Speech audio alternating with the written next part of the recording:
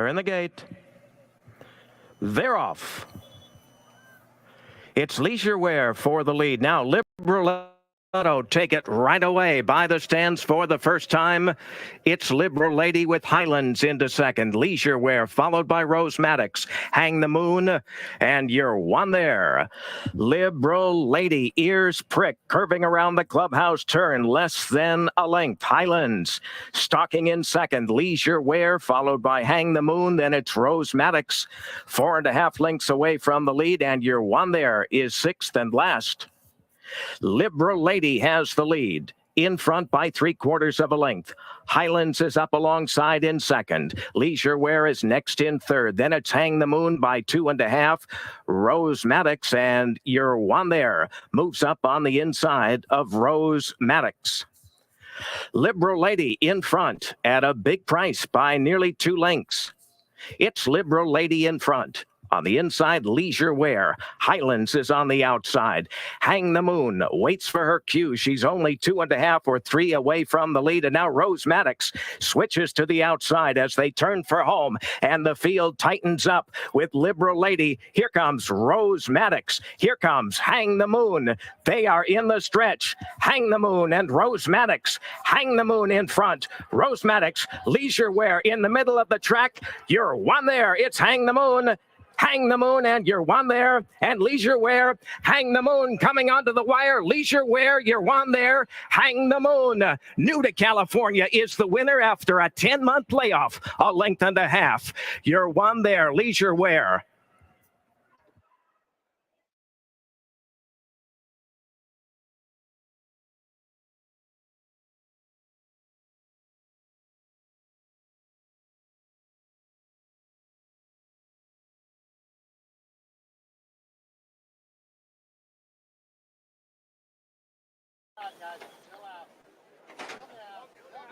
They're in the gate. They're off to a good start. She's Just Fluffy and Keychain Girl to the front. Down the backstretch, they match strides. Keychain Girl and She's Just Fluffy. Soul of a Warrior is next. Solid Tune and Just Is.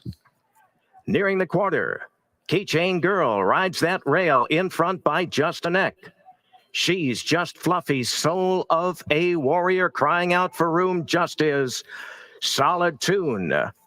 Keychain Girl around the far turn has the lead from She's Just Fluffy by a length and a half. Just Is. Soul of a Warrior and Solid Tune. Keychain Girl in front. Coming to the quarter pole, it's Keychain Girl. And now up on the outside, She's Just Fluffy as they straighten away for the drive. She's Just Fluffy, Keychain Girl, Just Is on the outside of those two. She's Just Fluffy in front. Just Is next. Solid Tune with a late rally. She's Just Fluffy, She's Just Fluffy and Just Is, and She's Just Fluffy and Frey are the winners. Just Is. Solid Tune, Soul of a Warrior.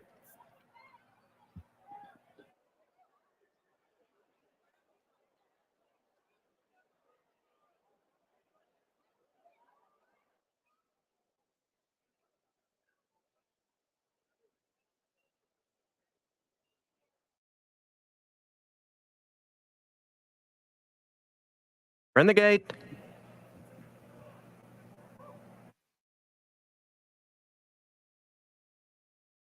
Off. Johnny Drama for the early lead. Habeas got away in second. Barsabas is third. Kimmer in fourth. John Dunbar is fifth. And Dr. Soulfire. Johnny Drama, 3 lengths. Habeas by the same margin. Barsabas next in third. John Dunbar, Kimmer, Dr. Soulfire, 10 away from the front runner, Johnny Drama. Onto the far turn, in front by 4. Habeas in second by 3. John Dunbar is next in third. Up on the outside, that's Barsabas, Dr. Soulfire, and Kimmer is the trailer. They have got Johnny Drama still to catch as he turns for home. 2.5 lengths now. Habeas is cutting into the margin. Next in second by 3 lengths. Barsabas is then in third. John Dunbar in fourth. Dr. Soulfire is fifth. Johnny Drama is in the stretch. Habeas is coming on. Barsabas also. On the inside, John Dunbar is trying to get through.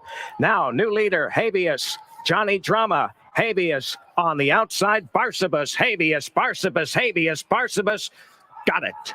It was Habeas.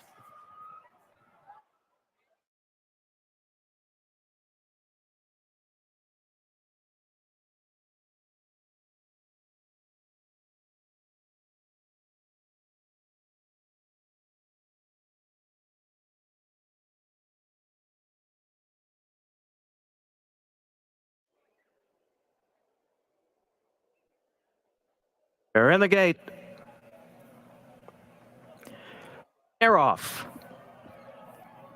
It's Double Bay going for the early lead. Pace Lane on the outside has speed. Dangerous Affair moving through. Then it's Hi Ho. Apple Fest zooms through on the inside down the backstretch run. Annie's Hope is next, followed by Smooth as Butter. Then it's Irish Rose, Lapierre, and Queen Berkeley. Now it's Double Bay showing the way as Apple Fest moves through on the inside to grab a narrow lead. It's Apple Fest and Double Bay with Dangerous Affair. And then it's Hi Ho, Pace Lane up on the outside. Annie's Hope is next. Smooth as Butter, Irish Rose, Lapierre, and Queen Berkeley as they turn for home. Heads apart on the lead. Double Bay. Pace Lane now ranges up on the outside. Applefest tries to rally back at the rail. Here comes Pace Lane. Double Bay. Applefest on the inside. Irish Rose. Driving finish as they come onto the wire. Applefest fights back hard. Double Bay between them. Double Bay. Pace Lane. Pace Lane. Double Bay. And a photo for third.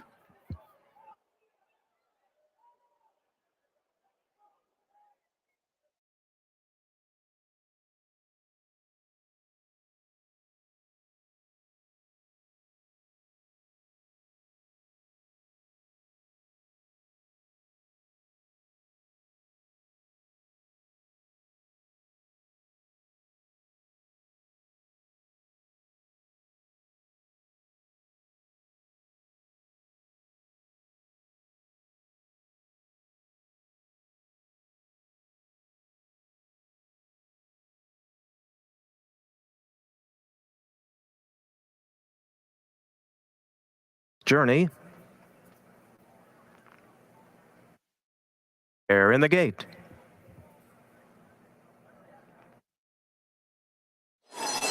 They're off.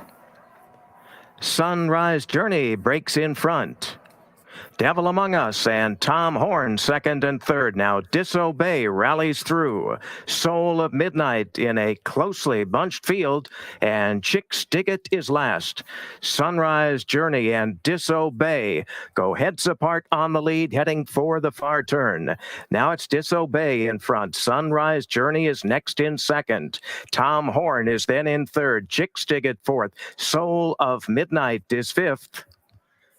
And Devil Among Us turning for home. Still, they're stride for stride. Disobey on the inside. Sunrise Journey on the outside. And here comes Tom Horn, challenging up from the middle of the racetrack as they swing in the lane. Tom Horn is coming on. Tom Horn on the outside. Sunrise Journey, Disobey, and Chicks Dig It on the far outside. It's Tom Horn edging away at the 16th pole, a 3-length lead. Tom Horn, 3 on the day for Frey. Chicks Dig It, the runner-up. Disobey, Sunrise Journey.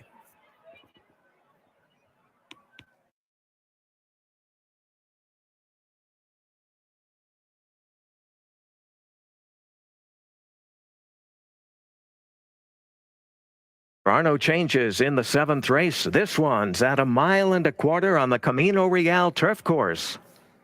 Post time, 24 minutes. They're in the gate.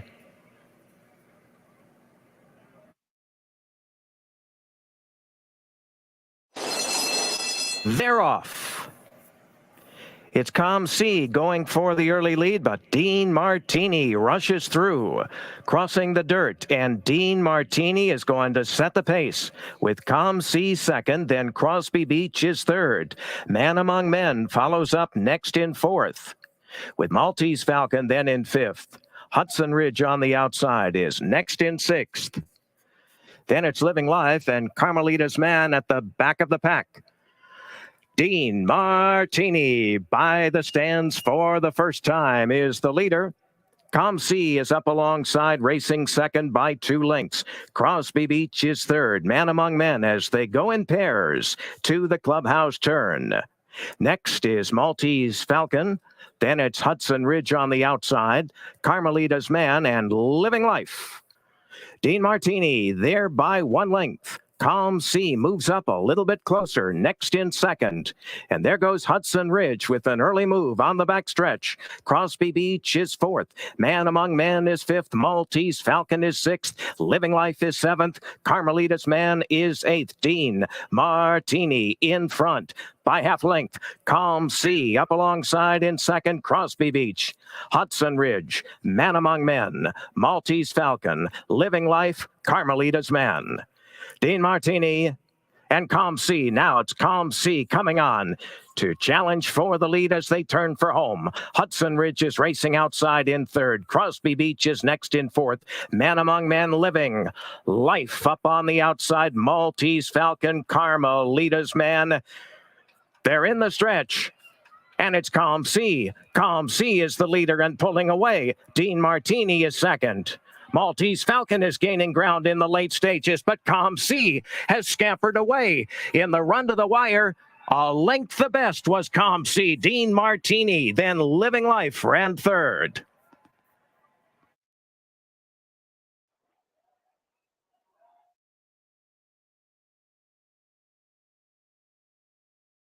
Year-olds. It's the first leg of the $1 gold.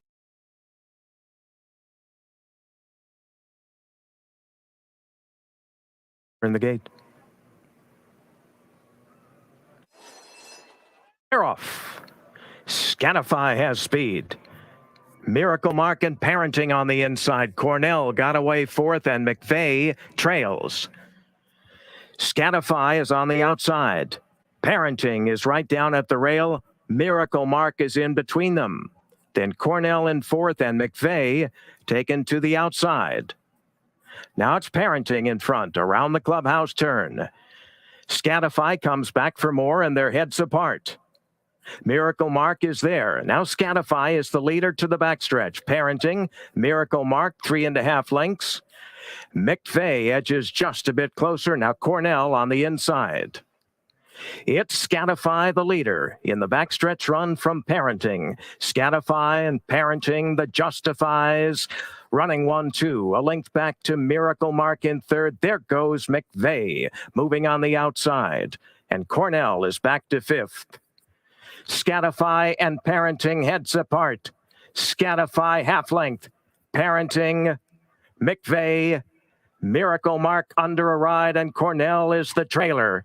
As they turn for home, here is Parenting, presented at the inside to take a narrow lead from Scatify next, then McVeigh, and then Miracle Mark, and they're in the stretch in the Affirm Stakes, and it's Parenting in front. Scatify is back to second. Now Parenting turns it on. Parenting is rolling and drawing off with each and every stride. Here it is, Parenting and Juan Hernandez in an absolute blowout performance in just his second start. Scatify, Cornell, and McVeigh.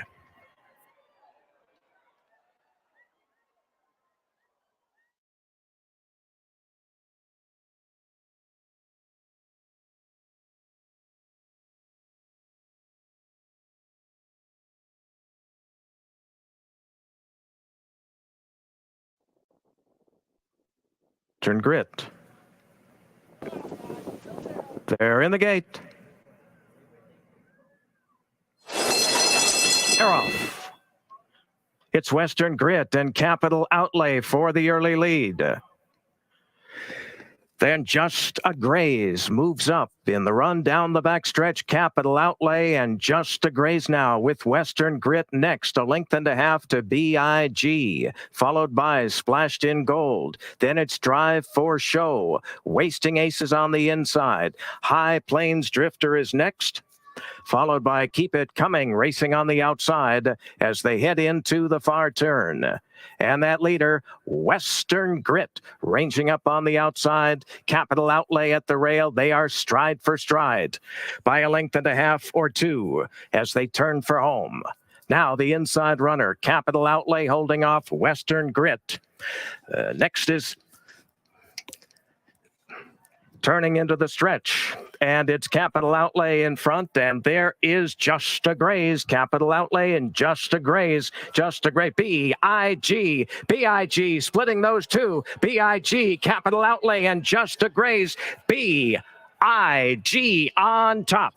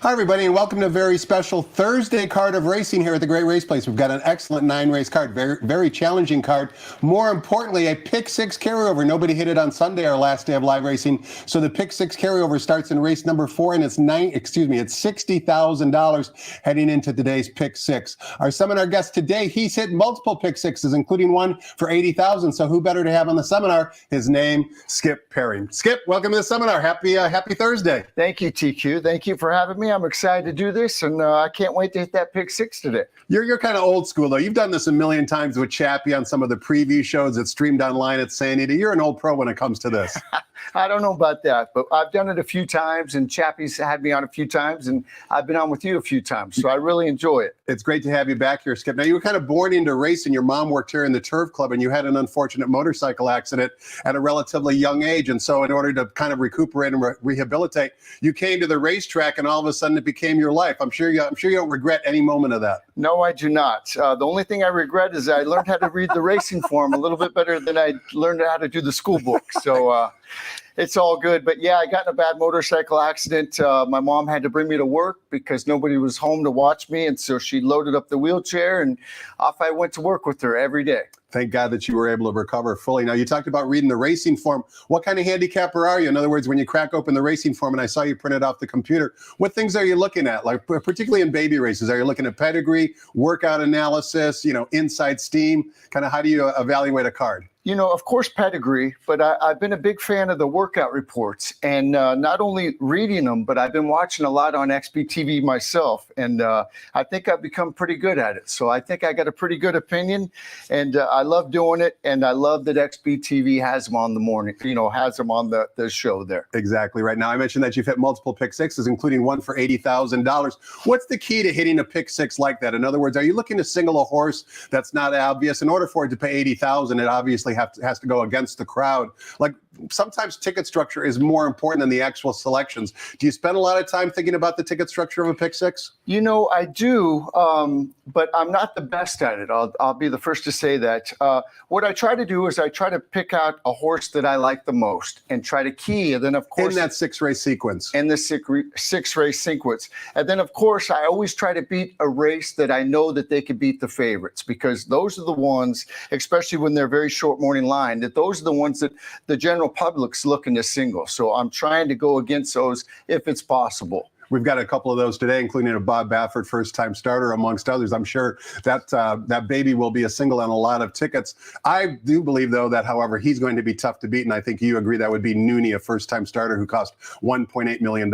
Yeah, I looked at it. I watched the workouts. That horse looks very, very good, and I don't think they could beat it. So I will be probably singling that on my ticket. It's great to have the $1 traditional pick six back here at Santa Anita, and because it's $1, you're able to spread a little bit more than you could using the old traditional $2 type of pick six ticket. Are you able to buy any races, Skip, or are you a believer that you shouldn't be buying any races simply because there's so many wasted combinations? If I think a race is wide open, I definitely don't have a problem buying it. But today, I don't see that. I love that they went back to the dollar increment. I think that's great. New York does that, and I love that Santa Anita does that.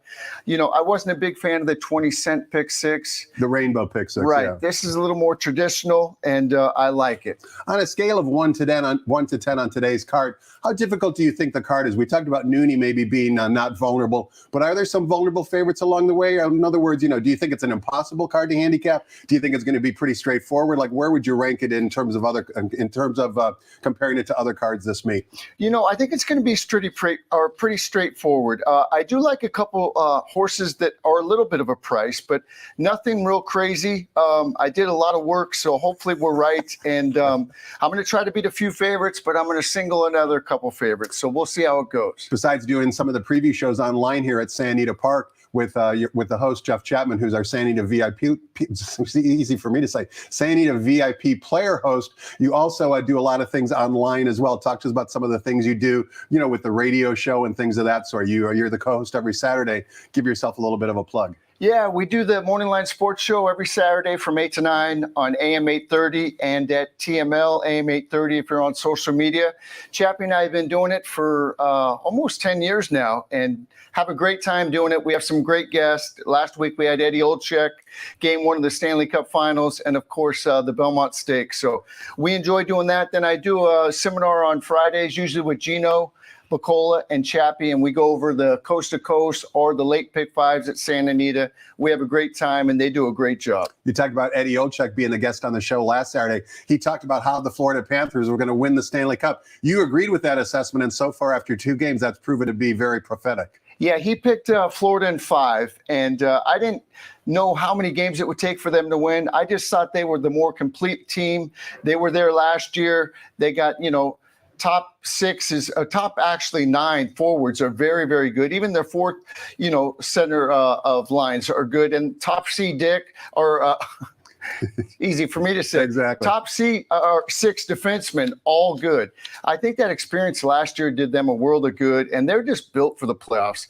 A 7-game series, they might lose a game or 2, but over 7 games, they're going to be tough to beat for 4. So I don't know how many games it's going to take them. The game 3's tonight in Edmonton. I'm very confident with Florida, and I should have made a big wager on them, but I did not. Eddie O's a big fan of not only pucks, but also the ponies, and you're a good friend of Eddie O's as well. He's an astute handicapper, to say the least. I always see his name at the top of the leaderboards whenever he gets involved in some of these tournaments. Very good. He's won a few of the tournaments and very good handicapper. He loves pucks and he loves ponies, and that's why we get along so well. Those are my two favorite things. Any of the Kings players ever come out to San Anita? We get a lot of sports celebrities out here, but I think Luke Robitaille a while back came out here for a few times. Anybody come to mind that maybe you've seen either traversing the grandstand, or that you invited out since you're a Kings season ticket holder? You know, I have not invited any of the boys out.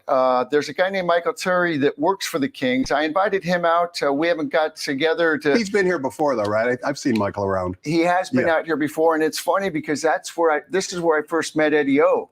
I met him at the track, him and Kevin Stevens, way back when he was playing for the Kings for that short period of time. And that's where we met, and we've continued the friendship. But the last time I saw a couple guys was when they won the Stanley Cup 2014. That's a good memory. Oh, a great memory. Good times. I went a long time ago, but I'll never forget those. Daryl Sutter was out here. That's right, with his wife and son. Right, Bob Miller and Nick Nixon and Jim Fox. So it was great talking to them and seeing the Cup, and we had a great time. Los Angeles is the city of champions, that's for sure. Let's see what the Dodgers can do this year. We're going to find out who Skip likes on today's 9-race card. But before we do any of that, let's welcome back our track announcer, Frank Miramati. Last week he was on a boondoggle at Bellatoga. Happy to say that he's back in town. He's going to give us the early scratches. Once he does that, we'll resume the seminar. Just stay tuned, everybody, and don't go anywhere.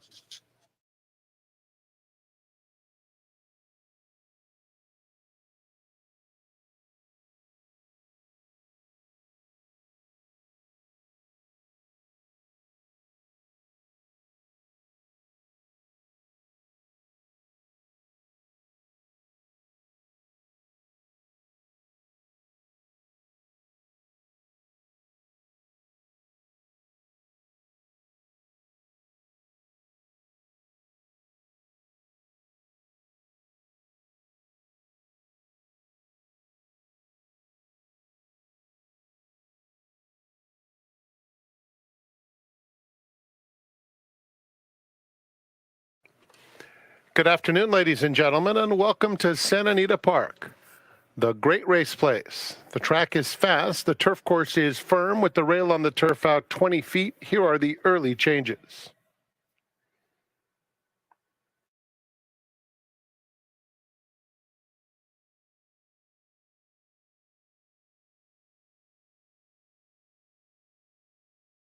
First race is the start of the early pick 5.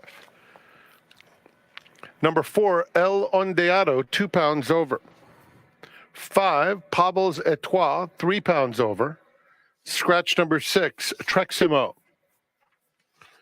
In the second, beginning of the early pick 4, scratch number 3, Aloha Chrome.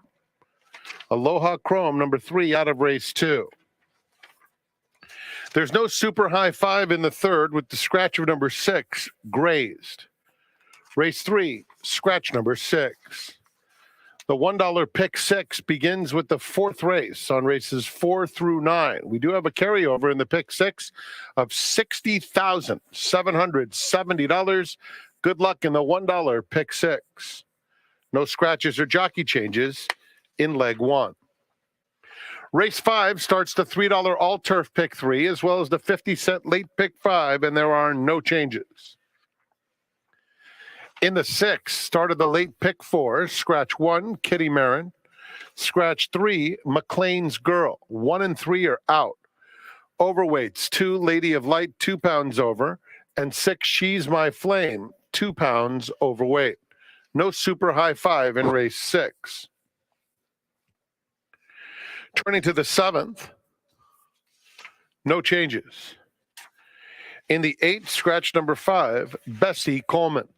Number 5, Bessie Coleman, scratched out of the 8th. Morning line odds maker John White has issued a revised morning line for the 8th. And in the 9th race, no changes. Enjoy your afternoon here at Santa Anita Park. We race today, tomorrow, Saturday, and Sunday. Very nice carryover in the pick 6, more than $60,769. The pick 6 today on races 4 through 9. Let's go back to Quigley's Corner. Tom's hanging out today with Seminar Skip.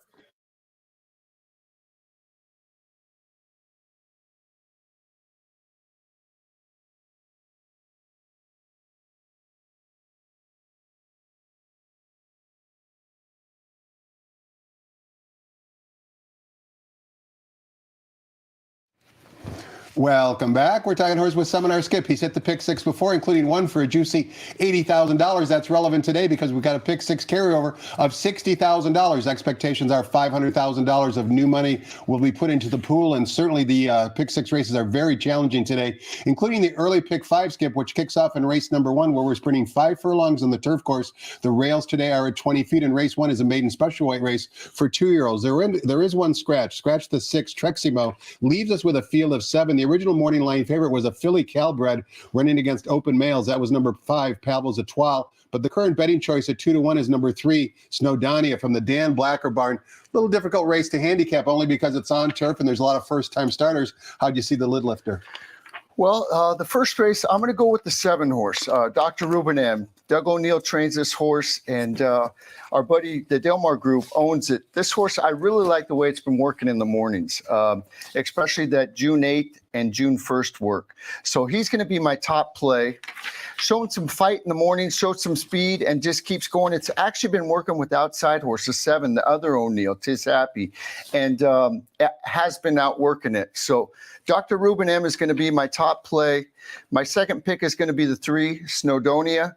This horse is getting the early action on the board. It's bred to win early. I like the breeding. The works weren't as good as I thought on Dr. Ruben M, but I think the 3 could come and maybe pick up the pieces for second. 7 and 3 in race number 1. So says our seminar guest, Seminar Skip. Number 7, Dr. Ruben M is one of 2 Jeff Siegel's prime plays of the day. You'll see that later on the simulcast feed. Also the dam of Dr. Ruben M, who skips top selection as well. XOXO, one on debut as a 2-year-old. So that's certainly some win early precocity in the breeding. And number 3, Snowdonia, who Skip also mentioned and who he also likes. 6-1 morning line, now down to 2-1. We'll see where those odds settle once they break from the gate 55 minutes from now. Let's turn the page, Skip. Take a look at race number 2. Begins the 50-cent early pick four. This time we're sprinting on the main track. 6.5 furlongs of the distance for maiden claiming. $40,000 is the claiming tag. Take note the Invader and the runner returning off the layoff. Number 6, Osasek from the Kristen Mulhar barn is the 4-5 morning line favorite, as well as a first-time gelding. Also take out of the race number 3, Aloha Chrome, leaves us with a field of 5. Thumbs up or thumbs down on the favorite here, Skip? Thumbs up for me. I love the outside draw. I really like the work on the 6 furlongs and 112 flat. First time gelding. They paid $440 for this horse. It's in for $40. I love the outside. It comes out of some good races at Saratoga, and I think that 6 furlong work on June 6th can have this horse in perfect shape and ready to win the race. You also give a little love to number 4. This is a joke who's a first-time starter. What was it about him that you liked? You know, I liked a few of his works also. I like the breeding. Practical Jokes usually run good first time out. He's a good win early sire. I'm going to take the 4 for the second. Skip, you mentioned a couple of times already in the first couple of races that you like the workouts, and I just want to clarify because I watched a lot of the works as well. It's not that you necessarily like the way they're published in the racing form. As you mentioned in the opening, you went to xbtv.com and actually watched the workouts, which I would encourage all of you to do. When you watch the workouts, what are some of the things you're looking for, particularly with either layoff runners or first-time starters? You know, it's funny you say that because a lot of people see a quick time and they think, oh, that's a great work. I don't care what the time is. It could be 102 for 5 furlongs. It could be 58 for 5 furlongs. If the horse is in a nice stride and going easy, that's what I like. You know, I don't want to see them asking the horse, whipping the horse in the morning. Just a nice, easy flow, good stride on the horse. That's what I want to see. We'll watch some workouts later, and I couldn't agree with you more, Skip. What you're looking for is the movement of the exercise rider's arms. The less movement, the better, in my opinion. We'll certainly see some of those later. You also mentioned the connections of number 6, the favorite in race number 2, paid $440,000. First-time gelding, as I mentioned, but Giddy Up JR, I'm sure, bought this horse privately off Chad Brown. Don't know what they paid for the horse, but they're not taking as big of a loss as the original owners did, that's for sure. Let's take a look at race number 3. We're sprinting 6.5 furlongs in the turf course. It's a race for starter allowance types. Those runners who have started for a claiming price of $25,000 or less, either last year or this year. Scratch the 6, Grazed, leaves us with a field of 6. On the bottom, number 7, Proof He Rides, is the 5-2 morning line favorite. Talk to us about race 3, Skip. Well, my top play is going to be the 4, Cane Creek Road. This horse, I'm a big fan of watching replays. I watch a ton of replays, you know, the head-ons, the pan shots. I watch it all. In the last race on April 21st with Cane Creek Road, this horse broke well going in the turn. It said checked at the 3/8. Boy, that was checked hard going into the turn. And it only got beat a length in that race. I think that probably cost the horse a race. The 2 races before that, one at 5 furlongs and then one at Del Mar at 5 furlongs also. This extra distance won't be a problem. This horse has won at a mile before. I think this horse will be very, very tough, and I like the 4-1 price in here. I like the 4-1 price as well. I also like the 8-1 price on your second choice. Number 1, Please Focus, fresh off a victory, first off the claim for trainer George Lopez, who does a great job underneath the radar. What is it about Please Focus you like? You know, he claimed the horse for 20, stepped it up for 45 to open. And this horse ran really good last time, showed a new dimension, sat off the pace. Usually this horse was always on the front, on the lead. This horse sat off and finished nicely with a good gallop out. I like the work. And here's a prime example, as we were talking about with the workouts. On May 30th, this 50 had change for 4 furlongs. That's a slow work, but I love the way that this horse did it. So at 8-1 in that last good race, I'm going to put him for my second spot. Beat the favorite in race number 3, 4-1 in that order. So says our seminar guest, Skip Perry. Let's take a look at race number 4. This is where the fireworks begin. This is because where the $1 pick 6 sequence starts, and there's a $60,000 carryover, as you can see primarily on the bottom of your screen. We've got a good field of 9. There's 2 first-time geldings. Number 4, Demotivate, and number 9, Ringtone are both first-time geldings. The 5-year-old in the field, number 7, Luther Pass, who has just missed the last 2 times out for trainer Tim Yakteen, is the 2-1 morning line favorite. Tony Freysu in the saddle. Give us a winner in race 4, Skip. You know, I'm going to go with my buddy Michael McCarthy's horse.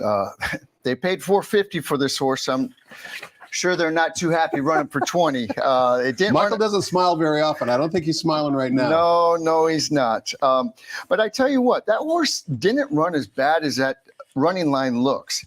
It broke slow and bumped real hard coming out of the gate. They dropped it in class, and obviously the all-time equipment change, the first-time gelding. This horse didn't work bad the other day. I like it. I think the drop in class, they're just going for it. They want to get the money, so I'm going to take the Motive on top at 3-1. You also like number 5, Citadino, I should say, for trainer Jorge Parabon. First off the claim, blinkers off. What is it about him that you like? You know, George Parabon's, he's had a little slow meet for the Hollywood meet, but boy, the Santa Anita meet, he was really doing good. He does a really good job. He claims this horse. I like that he takes the blinkers off. This horse was favored over Luther Pass last time, and I think that horse, he's going to move that horse up. I think the blinkers off is a good move. So number 5, Citadino, will be my second place. Here's that trainer statistic courtesy of Brad Free from the Daily Racing Form as it relates to Jorge Parabon. Did you know that Jorge Parabon has won with 3 of his last 4 first off the claim maidens? That's exactly the category that Citadino fits today. 5-2 on the morning line. Jeremy Laprida in the saddle. We'll see if Citadino can get it in a very difficult way to start the $1 pick 6. Race number 5 begins the 50-cent late pick 5 sequence. It also begins the $3 all turf pick 3, and we're traveling 6 furlongs in the turf course for 3-year-old fillies. Allowance optional claiming types, non-winners of 1 other than. Another difficult field of 8. Morning line favorite number 5, Rascality, who just finished second in the stakes race. Before we get your thoughts on the race, Skip, we want to watch a replay that a few of these runners exit, specifically Rascality, who ran in the Senorita, as did number 1, Girl of My Dreams, who set the pace, as did number 7, Shamrocking, who kind of motored late and ran out of real estate. This race that we're about to watch the replay for was coming down the hill. Today's on the flat turf course, and you'll notice in this replay that Girl of My Dreams sets the pace, and the half-mile fraction coming down the hillside turf course was 43.58. She was certainly smoking along. So rather than you listening to me describe the Senorita, let's listen to 3 runners running in today's 5th race that exit that race, and listen to Frank Miramati describe the action. And they're off in the Senorita. And on the inside, Girl of My Dreams flies out of the gate and flashes some very sharp early foot down the hill. Rascality will match strides with her through the opening furlongs, and just behind them, Lone in a good spot 3rd, as the leader, Girl of My Dreams, spurts clear. They're followed by Flattery, racing a joint 4th down the hill. Visually is right next to her, racing 2 in front of Alluring, and Tifona is second to last, and stretch running Shamrockin' at the back of a strung out field.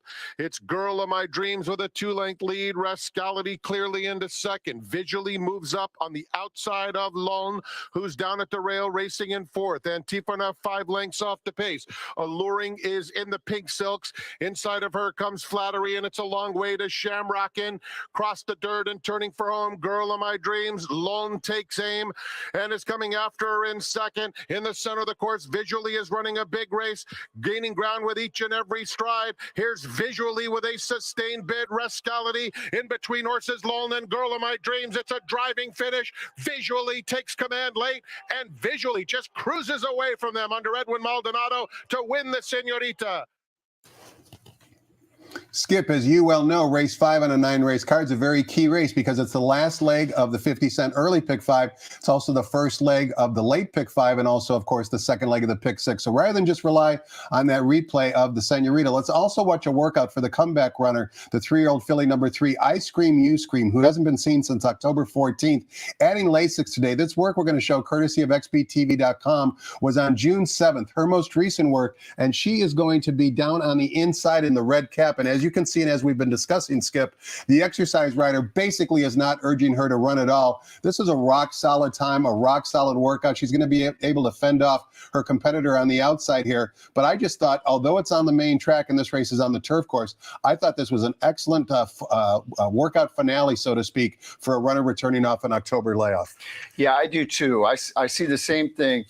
I love the way that this horse works. Even Turn It for Home, it looks like that other horse might come up and maybe, give it a challenge. And I Scream, You Scream, I tell you what, it digs in from the inside and just draws off again. I think this horse is ready to go. I love this workout here. And digs in again, as we've been talking about, without any encouragement without any encouragement from the exercise rider. Basically standing up in the saddle, the workmate is kind of driving and slashing and trying to catch up with I Scream, You Scream, but to no avail. And I think we've both kind of brought across the point that I Scream, You Scream is going to be dangerous off this long layoff. Yes, I agree. That workout, I love the gallop out too. Very good. And this horse, it did the same thing when it ran first time out. It shows a little speed. It sits there, and it looks like it's going to get past, and it finds another gear. I love the stride on this filly, and I think she's going to be very tough today, and she's going to be my top play. I Scream, You Scream is going to be your top play in race number 5. If she has any competition, who might it be? The competition, the horse I'm going to put for second is number 6, Soho. This horse went to the lead last time, and I tell you what, I can't believe that she lost that race. She ran her eyeballs out. I don't think she's as good on the front end. I think she's probably better with a little pace in front of her, and she could come from off the pace. She's come back to work good, so I'm going to take number 6, Soho, as my second choice. It's an interesting work tab for number 6, Soho, your second choice, Skip, because prior to that comeback race on May 11th, she had 6 consecutive bullet workouts, which is something very unusual. You don't see in the John Sadler barn. And now since that comeback race, she's had 3 workouts. 2 of them were also bullets as well. So she's improving. She's lightly raced. She's in a good barn. They paid a lot of money for her. This is another very difficult race. This is not your typical non-winners of one other than another good race to not only be part of the pick 6, but also the kickoff leg for the 50-cent late pick 5 and the $3 all turf pick 3. We're back sprinting on the main track. 5 furlongs is the distance for maiden special weight 2-year-old fillies. There's 2 scratches. Scratch the 1 and the 3. That leaves us with a field of 6. Of course, all eyes on number 5, Nooney, the first-time starter from the Bob Baffert barn, who they paid $1.9 million for at auction. I should say $1.8 million, courtesy of our friends at XBTV.com. We want to watch a team drill with Nooney. This was back on June 3rd, just a few weeks ago. That's him. I should say that's her in the yellow cap down on the rail. Once again, similar posture from the exercise riders, being challenged by a workmate here. But basically, Nooney is going to be able to handle the workmate quite easily. Yeah, watch, when they turn for home, watch Nooney just kind of hops to her right lead. And once she does that, she takes off. I love her big White face there. She'll be easy to spot on the racetrack. Yes, she will be. And once she switches over to her right lead, she just takes off right there. She hops and goes on with it, and you could kind of see why they paid 1.8 for her. And she's a 2-year-old who hasn't made a career start yet. So being down inside and maybe being a little bit intimidated, like you said, she hits another gear here. And, you know, although she might have shown a little bit of greenness as they turn for home, I like the way that she recovered and on the gallop out here as well. And as you can see, the time rock solid for an unraced 2-year-old filly. There's another workout that we want to watch, Skip, and that's for the runner down on the bottom. It's number 8, Lee's Baby Girl. Lee's Baby Girl in this drill that we're going to watch on June 9th is going to be the gray on the inside. So breaking from the gate, and you can see Lee's Harvey Girl. This is just a quick blowout type of work back on June 9th, just 4 days ago, just to get some air into her lungs. She's going turf to dirt for trainer Doug O'Neill. One thing was obvious by watching this workout, she certainly has plenty of speed. She was the beaten choice, finishing second as the even money favorite last time out, going on the turf course. Now they switch her to dirt. I know you consider Lee's Baby Girl to be the biggest challenge to Nooney. Yeah, I do. And that was a good workout there. And you know what? She ran really good first time out on the grass. She was bet to even money. She got beat by a horse that went wire to wire. Ran really good. When Doug O'Neill goes turf to dirt, he wins 21% of the time. So this horse coming back to work good, and it's by the Del Mar, or owned by the Del Mar Group, our buddies too. So this horse should be tough, but I don't think they're going to beat Nooney in here. I'm going to single on the pick 6. We talked about the LA Kings being involved in and having an interest in horse racing. Certainly the Del Mar Group, without mentioning names, has a lot of prolific college and pro athletes and head coaches involved in that ownership group. So it's great to see them involved in thoroughbred racing. And we just saw Jason Worth with the winner of the Belmont Stakes show a lot of emotion. I don't know if you saw those clips on the internet, but it's so rewarding to me to see new people be so enthusiastic and excited about the game. And Jason certainly displayed that, having won the Belmont Stakes. Yeah, he did. You know, I think more and more athletes, I know Bregman from the Astros is in. Yeah, Alex Bregman. I think more and more are going to start getting into the game. It's such a great game. And, you know, once they retire or out of the sport, this is kind of gives them that same feeling. Competitive feeling. Competitive feeling. And they love it. And, you know, I was a big fan of Dornoch. I didn't jump off of him. So that was good for me. I had him in the Belmont Stakes. 19-1 winner. That was great. It sure was. Do it again today for us. That's for sure, Skip. All right, race number 7 is for fillies and mares, sprinting 6 furlongs in the turf courts. It's a starter allowance race. We've got a field of 8. The 2 3-year-olds are the 1-2 choices on the morning line, including the morning line favorite, number 4, Yellow Sundress, who's 5-2, according to John White. What's race according to Skip? You know, I really like Yellow Sundress. I possibly could single this one too. You know, since they moved it to the grass, it's 2 for 2, and just I love the stride on this filly. She's bred for the grass, and she obviously loves it being 2 for 2. I love her stride. If you watch a replay go back and watch a replay. It's unbelievable. She's got that long stride. She's got a white face on her. She's come back to work well, and she probably is going to be another single. The only other horse that I gave a little shot to was the 8 horse, Headed for Ohm.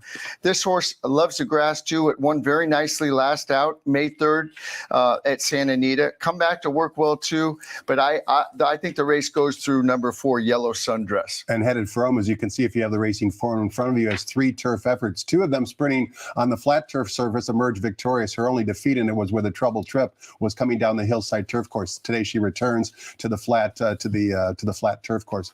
We talked about trainer Michael McCarthy earlier. Somebody whispered in my ear that you went to Arcadia High and he was a classmate of yours. Is that rumor actually true, Skip? That is very true. Yeah, he was a couple years younger than me, but we had a lot of good times in high school. Did he know about the racetrack, or did you introduce him to it? No, he knew about the racetrack. He was always very much involved, him and Marty Jones, and they were always involved. And then Corey Black went to school with us too for a little while. Then he stopped and became a jockey, and we stayed in school, and they became trainers, and very good ones at that. A lot of those guys you mentioned like to play recreational hockey. Speaking of hockey, do you guys still push the puck around and get out on the ice? You know, I wish I did. I just can't. My body can't take it anymore. I tried to make it till I was 50, and I couldn't quite do it. I miss the guys. I miss the locker room. I miss the competitiveness. I miss the game, but I can't do it. But I know a few of my friends still get in there and play, and one of them is Jason Avila. That's so awesome. Jason, of course, part of the Santa Anita marketing team, but he's much younger than us, let's face it. It's easy, right? Yeah, he's 10 for a guy like that to lace him up and get banged around on the boards. We'll see if he makes it till he's 50. No shot. Race number 8, we're sprinting 5.5 furlongs in the main track for Maine Special Weight Calbred fillies and mares. We've got one scratch the 5, Bessie Coleman, who is the original 5-2 morning line favorite. Now the revised morning line favorite just happens to be another Nick Alexander, Steve Miotti horse. It's number 2, Betty Pack, who is now 9-5 on the morning line. Before we get your thoughts on the race, Skip, one more replay to watch. That would be for number 3, Willow Cove, a 4-year-old filly who on debut showed a lot of speed. She gets hooked up in a 3-weight speed duel. Now she adds blinkers for trainer Mike Pipey and switches jockeys over to Juan Hernandez. So let's see if, in fact, the blinkers might help, or you be the judge, because we're going to listen to Frank Miramaya describe the action back on April 19th. She's going to break from post position number 3. They're in the gate. And they're off. And Bessie Coleman dwelt and is far back. Ryder's Candy is going out to battle for the lead, but Flash That Smile is quicker and up to take command. Willow Cove in between and Raising Silver down at the rail. Those three now right across the track, duking it out with a half-mile left to go. It's Willow Cove now and Raising Silver stride for stride. Flash That Smile 3 deep coming after them now in third. Then Made to Move, racing on the inside of Ryder's Candy. Ryder's Candy takes fourth, still a distance to Bessie Coleman.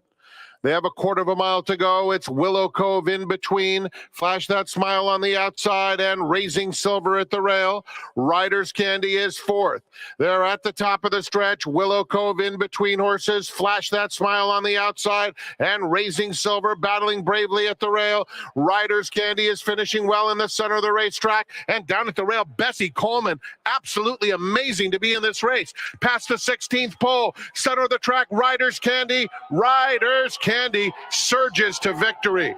Bessie Coleman, incredible effort second. Raising Silver was third. Skip, Willow Cove showed some speed and then kind of tired, comes back at the same 5.5 furlongs. Blinkers go on. As I mentioned, switch over to Juan Hernandez. But you're looking at a different direction. You like a runner who's in 3 career starts, has been running exclusively on the turf course, and now she switches over to the main track. Talk to us about it. Yeah, I do. I like number 6, Oh Mandy. Didn't run bad first time off the break. She had a slight stumble at the start, which isn't in the form, and then she showed speed. She got tired late, but I think that race is going to do a world of good. Antonio Garcia, second off the bench, she wins 33% of the time. I did like her work on the 27th, and she's going to be my top play at 5-1. I don't think she'll be 5-1 now with the scratch, but I like the post position draw too. And look who she ran against at Del Mar that last race, Soho, who's one of the favorites in early. I believe it's a 5th race. Correct, for trainer John Sadler. You also give a little love to number 1, Play My Speed, the jockey-trainer combination of Joe Talamo and Brian Corner, who won our nightcap on Sunday. Huge 15-1 on the morning line, again going turf to dirt. That seems to be your theme for race 8. Yeah, she had trouble going in the turn. She checked hard on the turn. I put on my notes. The horse that won came back to win again, so that was a key race. Brian Corner's very hot of late, and when he does the second-time starters, they win 35% of the time, and when he goes from turf to dirt, 16% of the time. So, number 1, Play My Speed at 15-1. I definitely is going to be on my pick 6 ticket. Skip, a lot of people probably are watching on their phones or maybe at work, the seminar, and they don't have the luxury of spending all the time you and I do handicapping the horses. You talked about how you watch a lot of replays. You talked about making notes in terms of trips. You talk about watching replays. Give us an example, like today's 9-race card. In totality, how much time would you say you spent on handicapping today's card? Oh, I'd say 8 to 10 hours watching replays. Basically an hour a race. Basically, watching all the replays, watching the workouts for every horse. It's very time consuming. Janie doesn't like it so much, but your significant other. Yes. I tell you what, last Friday, I woke up at 5. I was on the computer with a couple breaks from 5 o'clock in the morning till 11 o'clock at night because, the great Saratoga card with the Belmont Stakes and everything. Dividends, though, you have the 19-1, which is really my point. Sure, there's a lot of time you have to invest, but if you treat this like a job and you hit a pick 6 for $80,000, then suddenly the 10 hours you spend on the card doesn't seem like all that much time. Right. No, listen. you're not always going to be right, but you got to put the work in. If you want to make some scores, maybe you could see something that other people don't see. And that's what I look for. I know people go off the Ragnar sheets and the thoroughgraphs and all the other things, the buyers and stuff. And I do too with a little bit of that. But my main focus is on the replays and the workouts. And I think that's where you could, get a little advantage on everybody else. And you're trying to find what I always say, something that's not obvious. In other words, in the racing form, it might have a subtle trouble note. When you watch the replay, all of a sudden that subtle trouble note becomes way more significant in your estimation, and it becomes a key horse or a horse that you want to press in your multi-race exotics, and most of the betting public is going to miss it. Yeah, because when they have it in the racing form, I mean, everybody sees it. I'm looking for the notes that they don't have in the racing form, that they missed. And that's why I watch the pan shots, and then I watch the head-on shots too, because you could see the jockey intent. If he gets in trouble, if he's got to take up slightly, maybe he's 3 or 4 wide on the grass course, which you don't want to be. You want to get a ground-saving trip. So there's so much that goes into it. And like you said, last Saturday it paid dividends, and hopefully it will pay more dividends today. Close out the day in race number 9, and it doesn't get easy. We've got a full field of 10 of 3-year-olds, allowance optional claiming types, non-winners of one other than the morning line favorite, the Invader for the Phil D'Amato bar, number 3, Bada Bing, who has just one career start, 3-1 on the morning line. Before we get your thoughts on the race, get one more replay to squeeze in. That would be the running of the Desert Code, number 3, All That Glory, number 5, Rastaman Vibe, and also number 9, Sorrento Sky. All exit this sprint race coming down the hillside turf course. Keep in mind, today's distance is at 1 mile. All That Glory lost a heartbreaker to the 3-5 favorite from the Phil D'Amato barn, showing early speed. The question becomes, will he be able to stretch out that speed today? You be the judge. Let's listen to Frank Miramati describe the action of the Desert Code back on May 19th. And they're off in the Desert Code. All That Glory and Winstock bounce out 1-2. King of Gosford comes away in good order and cruises up to them along the inside. Sorrento Sky is 4th in the early going. Guy Named Joe is next, and Rastaman Vibe is 6 lengths off, the pace being set by All That Glory, who opens up a length and a half. King of Gosford a clear-cut second. Then Guy Named Joe moving up on the inside. Winstock fourth. Sorrento Sky has lost a couple of spots, and 2 more to Rastaman Vibe. The target is All That Glory, and Umberto Rispoli leading 3/4 of a length. King of Gosford now moves in from his outside. Those 2 heads apart, 2 lengths clear of Guy Named Joe in striking range 3rd. Sorrento Sky trying to rally again on the inside of Winstock, and Rastaman Vibe is at the back. They're 1/4 mile from home. All That Glory, King of Gosford, nose to nose. King of Gosford on the outside, and All That Glory come past the 8th pole together. 3 back to Guy Named Joe in 3rd. It's a tough All That Glory. All That Glory, King of Gosford, neither one giving an inch as they come for the wire. King of Gosford on the outside, and All That Glory. King of Gosford wears him down. King of Gosford wins again. All That Glory and the other runners who ran in the Desert Code skip now re-add Lasix, which is also going to be a handicapping angle. But when the dust settles, you like the morning lane favorite, number 8, Bada Bing, first-time Lasix Invader for Phil D'Amato. Tell us why. Yeah, I really like to work on April 5th. It was really nice. First-time Lasix. And, she beat 13 horses that first out. I know it was on the synthetic. It's turf today. She's bred for the turf. I think she'll be very tough. Skip did the work. Make sure you get involved in the Pick 6 carryover. $60,000 already in the kitty. Starts in race number 4 tomorrow. Friday's race card, 10 races beginning at 1 p.m. Pacific time. Until then, have a great afternoon, everybody, and good luck.